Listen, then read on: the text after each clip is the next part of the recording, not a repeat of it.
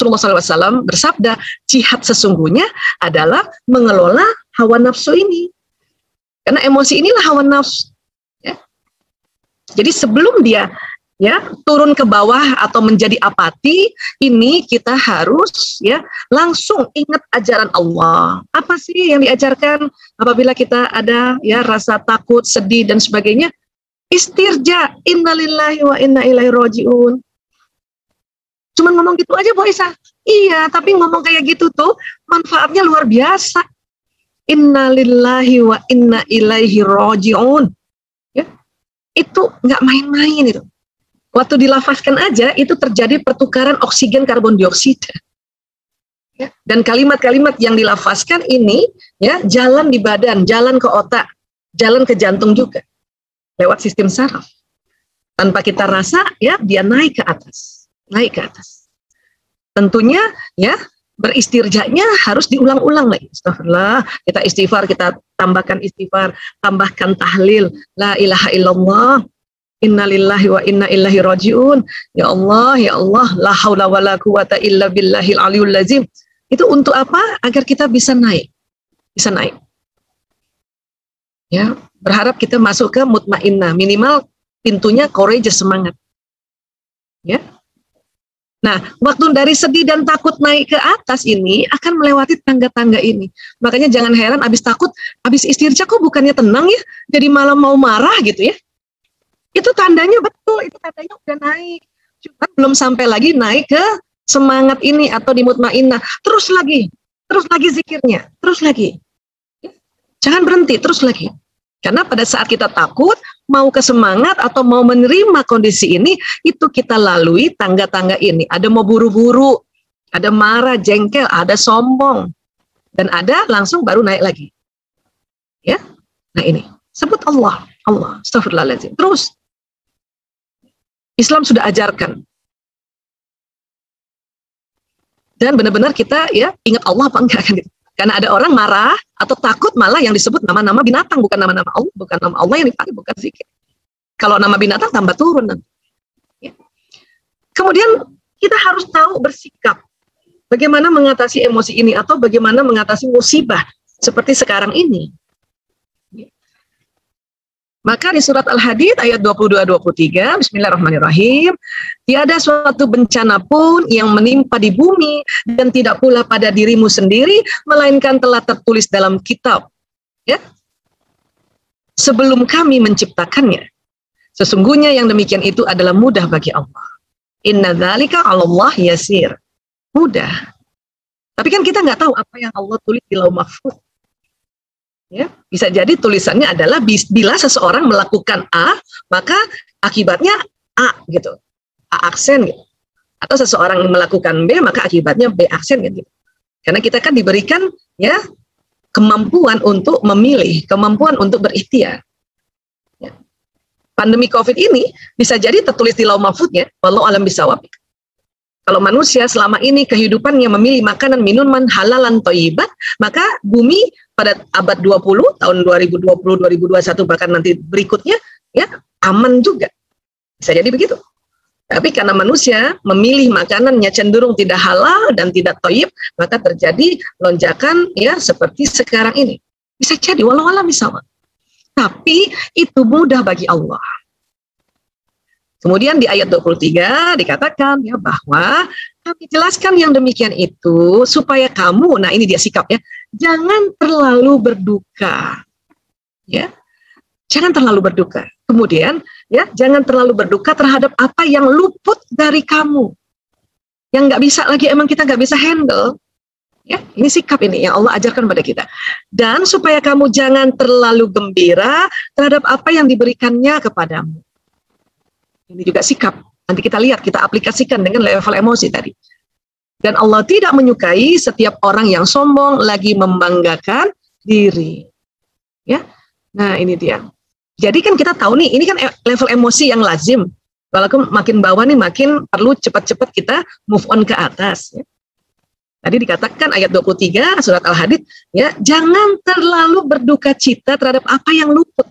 Karena kalau terlalu berduka cita, nanti jatuh di level namanya depresi. Depresi ini ya ciri-cirinya sudah menyakiti diri sendiri. Ini yang bahaya. Bentur-benturkan kepala, ambil pisau, dia pisau-pisauin tangan. Kadang-kadang ternyata nggak berdarah karena pisaunya pisau roti. Ada juga yang begitu tuh. Ya, tapi itu udah depresi namanya. Atau punya ide bunuh diri, suicide. Makanya tadi Allah sampaikan jangan terlalu berduka terhadap apa yang luput. Kita nggak tahu nih. Kemudian diajarkan juga tadi cara bersikap adalah jangan terlalu senang. Karena kalau terlalu senang ada juga puncaknya emosi yang disebut manik. Manik ini sudah ya kelewatan. Kita diharapkan sampai di enlightenment aja pencerahan. Manik ini kayak orang mabok. Ya, manik. Makanya di dalam Islam, ajaran Islam, pada saat kita ada di energi positif atau level mutmainnah, kita selalu harus ingat Allah juga. Ya Allah, ya Allah. Alhamdulillah, dipuji Alhamdulillah, Masya Allah. Agar senantiasa berada di ranah yang mutmainnah ini. Ranah enlightenment, enggak kebablasan manik. Makanya tadi dikasih tahu, jangan terlalu gembira. Dan satu lagi tadi cara bersikap, kita diminta tidak sombong. Karena ini sombong ini di sini nih, tangga yang paling susah dilewati. Kadang-kadang orang sudah sampai sombong, nggak sampai masuk semangat, tergelincir lagi marah. Istighfar lagi, sampai sombong, belum sampai semangat, tergelincir lagi marah. Makanya pas kita istighfar dan rasanya kok ada perasaan sombong gitu ya. Nah istighfarnya harus kenceng lagi, lebih perbanyak lagi di sini. Di sini harus perbanyak lagi nih. Ingat Allahnya perbanyak lagi, astagfirullah ya Allah, astagfirullahaladzim, angkat sombongku ya Allah, astagfirullahaladzim, astagfirullahaladzim. Supaya bisa naik ke courageous, naik ke mutmainnah pintunya. Ya, nah ini. Inilah kita perlu tahu, inilah cara bersikap yang Allah ajarkan, terutama bila menghadapi musibah, baik musibah individu maupun musibah seperti kita ini, musibah global. Ya. Karena kalau kita sombong ini cilaka juga. Kita sombong nantangin virus ini, wah cilaka banget itu. Ya, jadi ini sikap sudah diajarkan. Ini yang disebut memutuskan rantai kepanikan dan overthinking. Sebut Allah dan ingat Al-Hadid ini, ayat 22-23. Ya. Jadi, apa yang kita pelajari, termasuk tadi Quran Surat Al-Hadid, ayat 22-23, harus diulang-ulang supaya ilmunya masuk di otak sini. Memang apa terjadi sih di otak, Bu Aisyah? Ini loh, sambungan-sambungan neuron di otak ini. Saya senang banget ya sosialisasikan bahwa otak kita tuh ada sambungannya. Supaya kita paham bahwa setiap kita belajar sesuatu, belajar prinsip-prinsip, belajar patokan-patokan itu ya nanti di otak kita terjalin ya jalinan-jalinan neuron yang membentuk memori di sini. Karena kalau kita nggak belajar, nggak ngaji, nggak mengkaji, otak ini kosong, maka otak emosi ini, otak emosi tengah tadi ya, sewaktu takut ya tidak bisa diangkat, makanya jadi panik. Karena nggak ada isinya otaknya, nggak punya prinsip. Ya, terus nggak ingat Allah. Itulah makanya harus ngaji. Kadang diulang-ulang, karena kadang-kadang ilmu ini kalau semakin diulang ini semakin tahu kita, semakin paham, ini semakin kuat. Kemudian selain di otak, ini juga ada kajian yang luar biasa ya. Selain di otak terjadi sambungan, ya ternyata di jantung yang disebut kolbu ini juga terjadi sambungan-sambungan memori.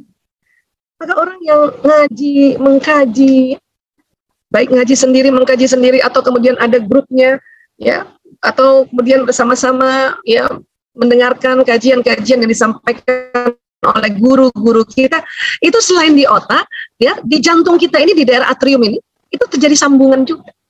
Memang ilmu tentang sambungan atau otaknya jantung ini baru mulai dibahas di ranah ilmiah itu baru tahun 91.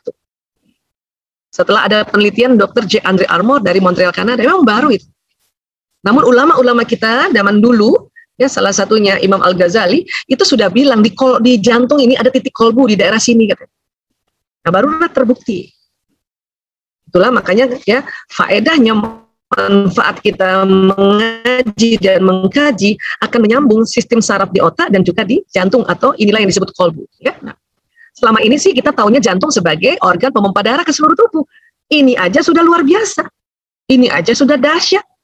Jantung memompa darah ke seluruh tubuh, membawa nutrisi, membawa vitamin, mineral, membawa oksigen, ya Allah. Kemudian nanti kalau darah balik itu, pembuluh darah balik yang disebut vena yang warnanya biasanya biru, itu nanti membawa ya karbon dioksida, membawa sisa-sisa makanan dan sebagainya. Ini aja udah luar biasa jantung kerjanya. apalagi tadi ditemukan titik kolbu tadi, ada otaknya di jantung. Apalagi itu ya Allah.